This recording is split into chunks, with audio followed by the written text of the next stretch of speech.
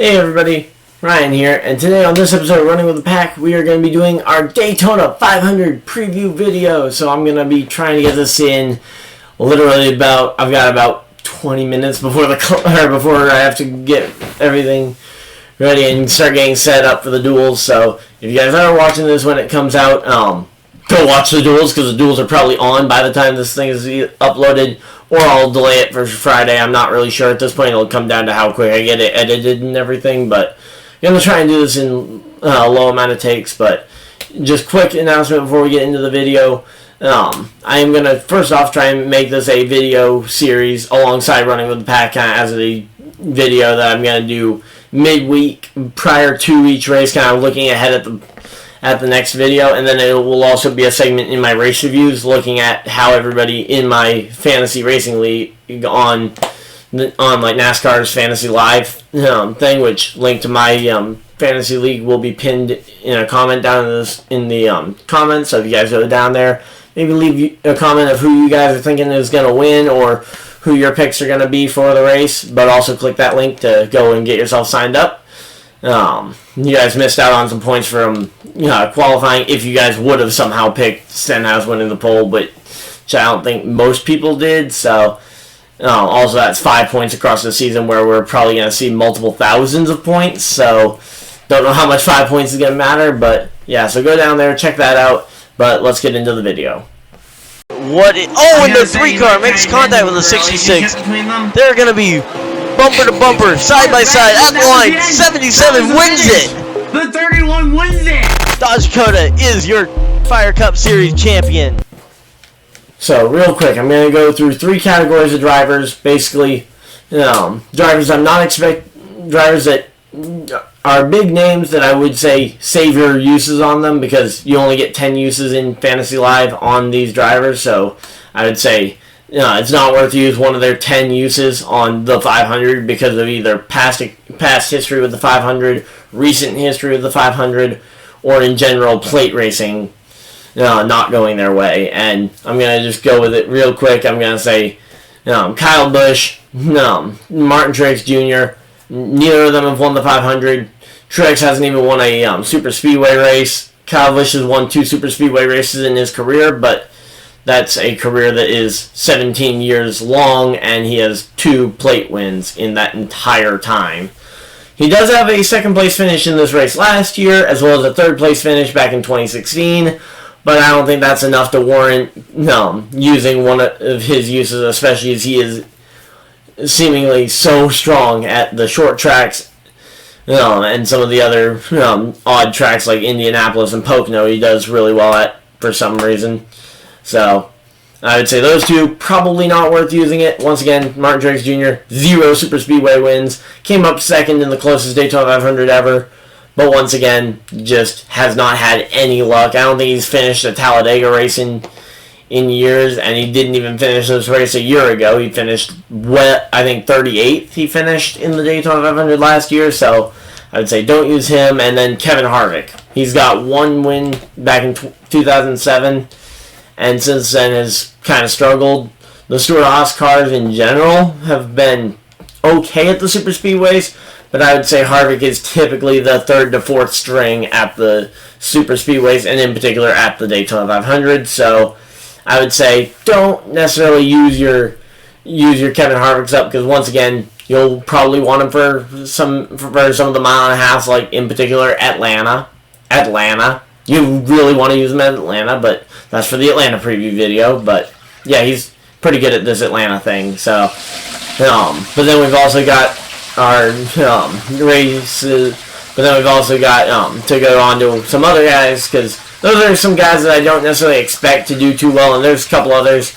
But let's move on to some dark horses, who are guys who are pretty low on the totem pole, probably not weekly contenders, but are typically contenders at the super speedways, and in particular at the Daytona 500. Let's start off with the front row racing cars, because those cars, for some reason, always end up at the front, and I think that's because that's their main focus right now.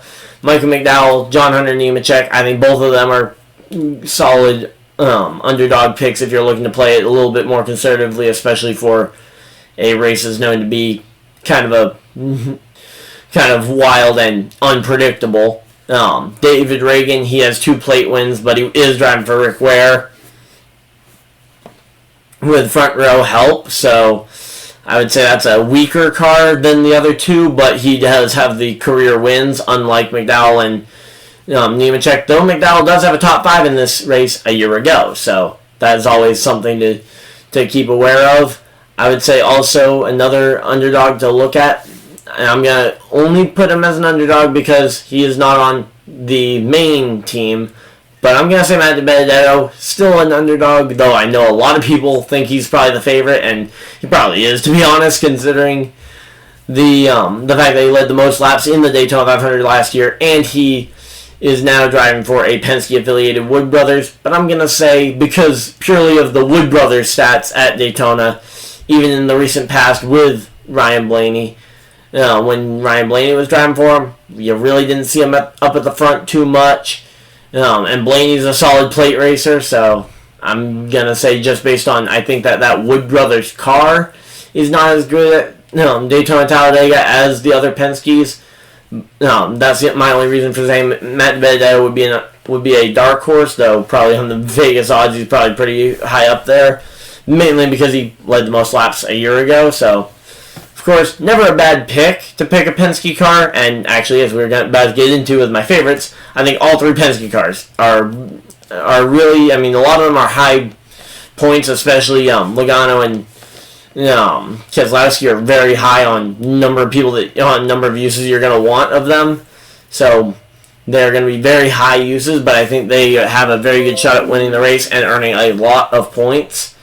And then you've got Ryan Blaney, who still is a solid contender. He won Talladega, so he's won the most recent super speedway race with this package. Though he only won it by about a foot, I would say Blaney's probably still a front runner. And then I'm going to say the 4 Hendrick cars, because the Hendrick engines have just been unbelievable at the Daytona 500, both in qualifying, but in race trim. I mean, Chase Elliott won Talladega last year. You had Bowman, who finished second in that race last year. You had Byron that was running up at the front in, I believe, multiple of the Daytona and Talladega races of last year, which is actually the package that we're going to see this year. So I'd say don't count out any of them. And then, of course, 7-time champion Jimmy Johnson in his retirement tour, making his final Daytona 500 start. Man, how nice it would be to see him get a win. And I would say he's actually not that bad of a shot either. I might put him also in the dark horse or like the long shot category, but I'm just going to say he's pretty solid in there. He's a 2-time Daytona 500 champion already, 7-time series champion. So, yeah. But all in all, I'd say those are probably some of the more solid picks. Ganassi, I would say, is another one that you could pick. But then there's also some smaller teams that you guys might want to root for on a personal basis, like guys like Quinn Houff or from the Roanoke area, or some of the other guys like actually, I guess that's a good segue, because the duel's coming up here in probably a few minutes from when I get this uploaded. You've got Chad Fincham and Sorensen and Suarez in Duel 1 that are going to be trying to go for the win. And then you've got, one of the 3 of them will be getting their spot in, because currently we have 5 guys who don't know if they're in or out yet, and that will be determined later tonight. But so I think Suarez will beat out Sorensen and Fincham for that final spot, and then Timmy Hill and J.J. Yaley. I'm gonna say J.J. Yaley just because the Rick Ware organization puts in so much money into their stuff. So I'm gonna say Yaley and Suarez are my 2 that race their way in tonight. And I'm gonna say Blaney is my pick to win. Still, I'm gonna say that. I could be proven wrong in the duels. He could be pretty terrible in the duels, but I don't think so. But feel free to let me know what you guys think down below. Also, let me know if you guys are joining in on the Fantasy League. Remember to check out the pinned comment down below if you guys do want to join in on the Fantasy League and just don't know how. So, good luck to all of you guys in there. And I will hopefully be topping the charts at Daytona, but I guess we will see who gets the top of the charts at Daytona.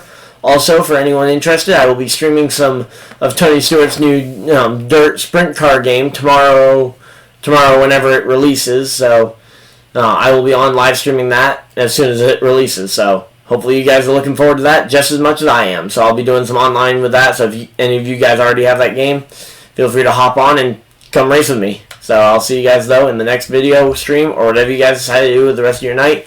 I'd recommend watching the duels for the rest of your night. So thank you guys all for watching, and I will see you guys next video. Bye!